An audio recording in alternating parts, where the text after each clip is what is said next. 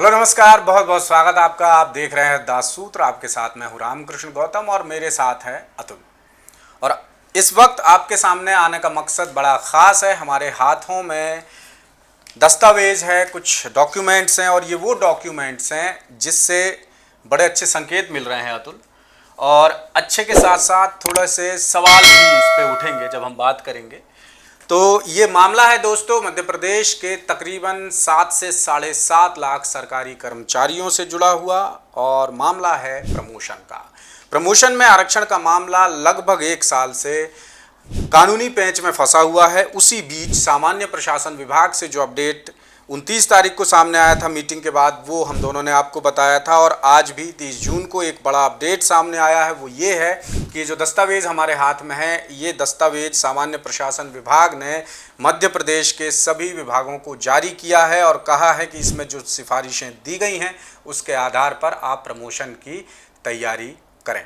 यानी एक जो बड़ा कानूनी पैंच फंसा हुआ है मध्य प्रदेश में प्रमोशन में आरक्षण की वजह से, वो पैंच शायद अब खुलने वाला है, क्योंकि बहुत बड़े बड़े लोग अब इसमें इन्वॉल्व हैं। और महाधिवक्ता प्रशांत सिंह जो एडवोकेट जनरल हैं मध्य प्रदेश के, उनके ज़रिए बात सामने आई है कि जो सुप्रीम कोर्ट के सीनियर एडवोकेट हैं CS वैद्यनाथन, जिन्होंने कुछ समय इस मामले की पैरवी भी की है मध्य प्रदेश हाई कोर्ट में, तो उनसे कानूनी राय ले ली गई है। और इन्होंने Madhya Pradesh public service promotion rules 2025 के प्रावधानों को दी गई चुनौती से जुड़े मामलों में राज्य सरकार का पक्ष कोर्ट में रखा है और कुछ सलाह भी इन्होंने दिया। तो अतुल बताइए, वैद्यनाथन ने क्या सलाह दी है मध्य प्रदेश लोक सेवा पदोन्नति नियम 2025 को लेकर?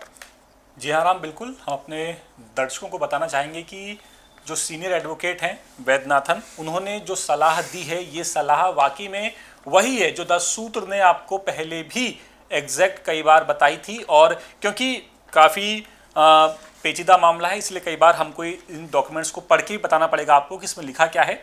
तो वैद्यनाथन की जो सबसे पहली सलाह है, वो सलाह तो यही है कि मध्य प्रदेश लोक सेवा पदोन्नति नियम 2025 की वैधता को चुनौती देने वाली रिट याचिकाओं की सुनवाई के पहले दिन से राज्य सरकार ने उच्च न्यायालय यानी कि हाईकोर्ट के सामने एक मौखिक और अनौपचारिक आश्वासन दिया था कि कार्रवाई के लंबित रहने के दौरान पदोन्नतियां नहीं की जाएंगी। बिल्कुल सिंपल भाषा में बोलूं आपको तो मतलब यही है कि जैसा हमने आपको बताया था कि उस वक्त प्रशांत सिंह जो कि महाधिवक्ता है मध्य प्रदेश के, उन्होंने हाईकोर्ट में यही कहा था कि जब तक ये मामला पेंडिंग रहेगा, विवाद रहेगा, हाईकोर्ट कोई फैसला नहीं दे देगा, तब तक सरकार प्रमोशन नहीं करेगी। लेकिन ये सिर्फ और सिर्फ मौखिक तौर पर कहा गया था, लिखित तौर पर कोई बातचीत नहीं हुई थी सरकार की तरफ से, ना ही कोर्ट की तरफ से। इसीलिए सरकार ने अब इसी लूप होल का फायदा उठाने का मन बना लिया है। सरकार इसी लूप होल का फायदा उठा करके आगे बढ़ने वाली है और प्रमोशन की जो प्रोसेस है वो इसी के तहत आगे बढ़ेगी। आगे जो वैद्यनाथन ने सिफारिश दी है, अपनी सिफारिश में वैद्यनाथन लिखते हैं कि मामले की सुनवाई और फैसला जल्द किया जाएगा, ऐसी उम्मीद थी। इसका मकसद सिर्फ मामले की जल्द सुनवाई की सुविधा प्रदान करना था। यह आश्वासन ना तो किसी न्यायिक आदेश में दर्ज किया गया और ना ही कोर्ट को किसी ऐसे निर्देश में शामिल किया गया था जो राज्य को अपनी वैधानिक शक्तियों का इस्तेमाल करने से रोकता हो। इसके बाद याचिकाओं पर लंबी सुनवाई हुई और मामले को आखिरकार 17/2/2026 को फैसले के लिए सुरक्षित रख लिया गया था। हालांकि फैसला सुनाए जाने से पहले माननीय न्यायाधीशों में से एक को सर्वोच्च न्यायालय यानी कि सुप्रीम कोर्ट में प्रमोट कर दिया गया और दूसरे का ट्रांसफर हो गया कहां पर, इंदौर। इसके बाद फैसला सुरक्षित रह गया था और अब इस मामले की नए सिरे से गठित पीठ यानी कि बेंच के सामने सुनवाई होने की जरूरत है। ये कह रहे हैं कौन? वैद्यनाथन, जो कि सीनियर वकील हैं सुप्रीम कोर्ट के। इसने उन परिस्थितियों को पूरी तरह से बदल दिया है जिसमें मूल रूप से आश्वासन दिया गया था कि जल्द फैसले की उम्मीद हो सकती है, लेकिन अब ये उम्मीद बिल्कुल खत्म हो चुकी है। जल्द फैसला नहीं आ सकता। और 10 सूत्र ने अभी कुछ देर पहले ही आपको खबर दिखाई है कि जो जबलपुर हाईकोर्ट के एक्टिंग चीफ जस्टिस हैं रूसिया जी, उन्होंने इस मामले की मेंशनिंग कर ली है। हालांकि इस मामले को सुनेगा कौन, यह भी तय होना बाकी है, लेकिन हाईकोर्ट ने मामले की मेंशनिंग कर ली है। और उसी बात का जिक्र यहाँ पर वैद्यनाथन भी कर रहे हैं कि उन्हें भी यही उम्मीद थी, सरकार को भी यही उम्मीद थी कि मामले पर जल्द कोई फैसला आएगा, क्योंकि फैसला हाईकोर्ट ने रिजर्व रखा हुआ था पर फैसला नहीं आया और अब इस मामले की फिर से सुनवाई होने की उम्मीद की जा रही है। राम, आगे बताएं जरा। बिल्कुल। तो अब यहाँ पर एक और प्रासंगिक है, रेलेवेंट पॉइंट है कि हाई कोर्ट ने मध्य प्रदेश लोक सेवा पदोन्नति नियम 2025 के संचालन या कार्यान्वयन पर रोक लगाने का कोई अंतरिम आदेश पारित नहीं किया। ये बड़ा इंपॉर्टेंट पॉइंट है, एक बार फिर से सुनिएगा कि हाई कोर्ट ने मध्य प्रदेश लोक सेवा पदोन्नति नियम 2025 के संचालन या कार्यान्वयन पर रोक लगाने का कोई अंतरिम आदेश पारित नहीं किया है, इसलिए ये नियम वैध और लागू रहने लायक बने हुए हैं। फिर से सुनिए, मध्य प्रदेश लोक सेवा पदोन्नति नियम 2025 वैध और लागू रहने योग्य बने हुए हैं। ये वैद्यनाथन ने जो पॉइंट दिए हैं ये उसका एक बहुत ही अहम बिंदु है। एक मौखिक आश्वासन जिसे कोर्ट द्वारा कभी दर्ज नहीं किया गया था उसे वैधानिक शक्तियों के प्रयोग पर अनिश्चितकालीन रोक के रूप में नहीं माना जा सकता है। ये विशेष रूप से तब लागू होता है जब वो परिस्थितियां काफ़ी हद तक बदल चुकी हों जिनके आधार पर आश्वासन दिया गया था।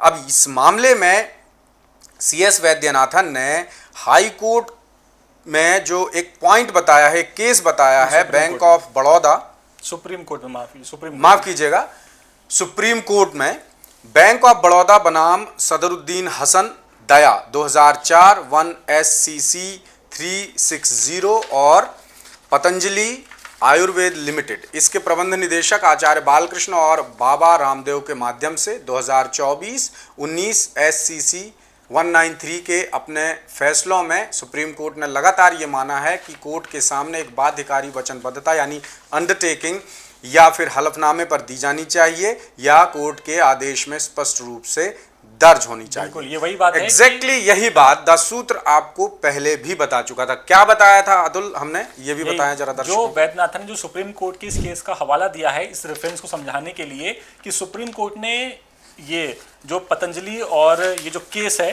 बैंक ऑफ बड़ौदा बनाम सदरुद्दीन हसन और पतंजलि वाले केस में सुप्रीम कोर्ट ने साफ कहा है कि कोर्ट को हलफनामे में जानकारी दी जानी चाहिए कि क्या करने वाले हैं, क्या करेंगे, कैसे करेंगे, ये जानकारी लिखित में होनी चाहिए।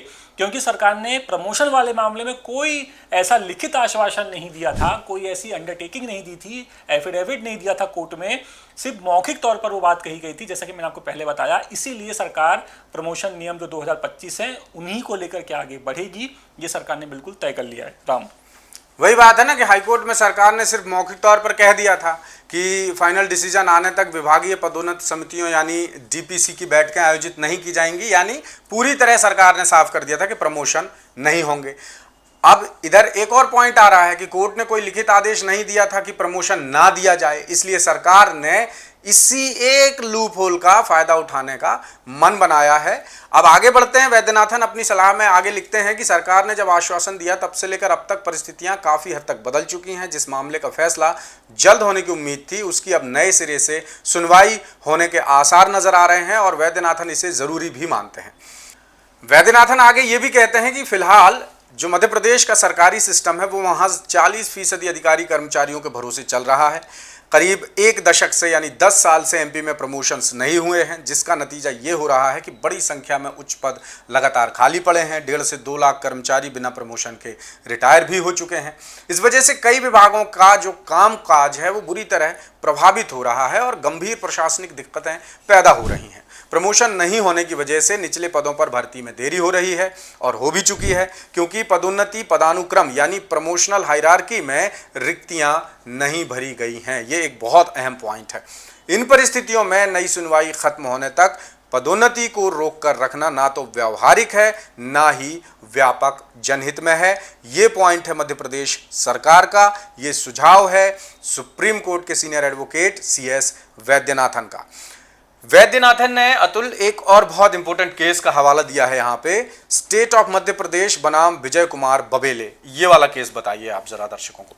बिल्कुल, वैद्यनाथन ने ये जो हवाला दिया है स्टेट ऑफ मध्य प्रदेश बनाम विनय कुमार बबेले, इस मामले में ये बता रहे हैं कि जो हाई कोर्ट है, जो हाई कोर्ट की जो अलग अलग पीठ है वो जो आदेश देती हैं लगातार, उन आदेशों के तहत ये माना गया है कि नियमों को चुनौती देने की पेंडेंसी यानी कि मामलों को पेंडिंग रखना राज्य को डीपीसी यानी कि विभागीय पदोन्नति समिति बुलाने और प्रमोशन देने से नहीं रोकती है। हाईकोर्ट हैं, जो हाईकोर्ट की जो अलग अलग बेंच हैं, उन्होंने जो फैसले दिए उन सारे फैसलों का निचोड़ निकाल करके वैद्यनाथन ये बात कर रहे हैं। इसके अलावा ये इन्होंने बताया कि बशर्ते ऐसी पदोन्नतियां स्पष्ट रूप से लंबित मुकदमेबाजी के अंतिम परिणाम और माननीय सर्वोच्च न्यायालय के अंतिम फैसले के अधीन की जाएं। इस तरह राज्य सरकार के पास सशर्त प्रमोशन के साथ साथ आगे बढ़ने की स्पष्ट न्यायिक मंजूरी का लाभ है। यह अधिकार सिर्फ एक अंतरिम रोक की अनुपस्थिति की तुलना में प्रस्तावित कदम के लिए कहीं ज़्यादा मजबूती आधार प्रदान करता है और जो भी फैसला लिया जाएगा जिसमें इस पर स्पष्ट रूप से भरोसा किया जाना चाहिए, इसको ध्यान में रखते हुए राज्य सरकार मध्य प्रदेश लोक सेवा पदोन्नति नियम 2025 के तहत डीपीसी बुलाने के संबंध में एक सही निर्णय ले सकती है। ये पूरी बातें कर रहे हैं CS वैद्यनाथन, जो सुप्रीम कोर्ट के जाने माने वकील हैं, मध्य प्रदेश हाई कोर्ट में सरकार की पैरवी कर चुके हैं। इनसे जो सरकार ने और जो महाधिवक्ता हैं मध्य प्रदेश के, उन्होंने राय ली थी आप हमें बताइए कि हम इस मामले में कैसे आगे बढ़ सकते हैं, क्या कोई लूप होल है, क्या ऐसा कोई पॉइंट है जिसको लेकर के हम मामले को आगे बढ़ाएं। तो वही लूप होल, वही पॉइंट जो दास सूत्र आपको लगातार बताते आ रहा है कि सिर्फ और सिर्फ मौखिक बात हुई थी हाई कोर्ट में, लिखित बात कुछ नहीं हुई थी।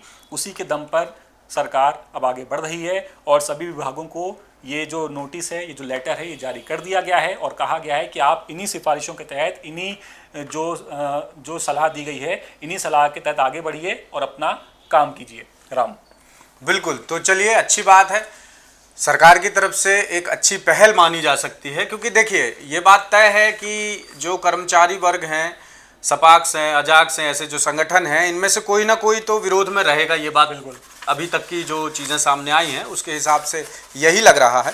लेकिन इस बीच सरकार ने सरकारी कर्मचारियों का जो प्रमोशन इतने समय से रुका हुआ है उसे लेकर एक अच्छा कदम उठाया है, ऐसा कह सकते हैं हम।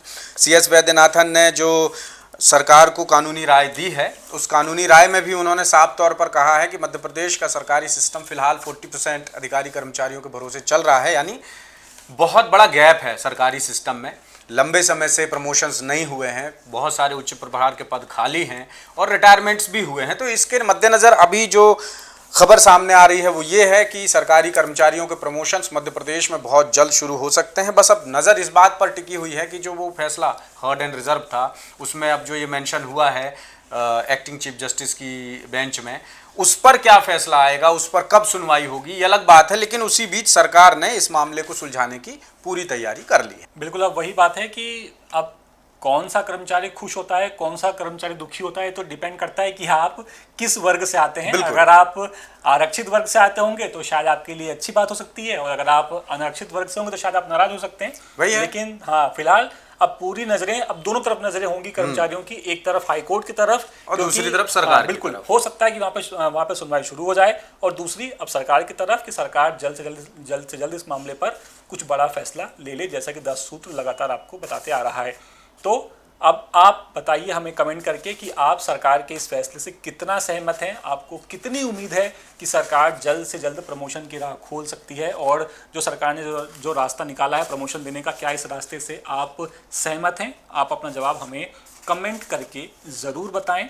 और तो राम, विदा लें आप दर्शकों से। बिल्कुल, और बिल्कुल बताइएगा कि ये जो प्रयास सरकार कर रही है, इस प्रयास से आप कितने सहमत हैं, नहीं है। कानूनी मामला है, वो चलता रहेगा, अभी तक चलता आ रहा था, 1 साल से चल ही रहा है। तो ज़रूर आप बताइएगा क्या लगता है आपको, और इस तरह की और भी खबरें हम आपके लिए लेकर लगातार आते रहेंगे। तब तक के लिए आप बने रहिएगा दास सूत्र के साथ। हमारा आप डिजिटल मीडिया प्लेटफॉर्म सब्सक्राइब कीजिए यूट्यूब पर, अगर आपने अब तक हमें सब्सक्राइब नहीं किया है तो कीजिए। X, इंस्टाग्राम और FB पर भी कीजिए। एक बात और बता दें दर्शकों को अपने, बिल्कुल, कल 1 जुलाई है।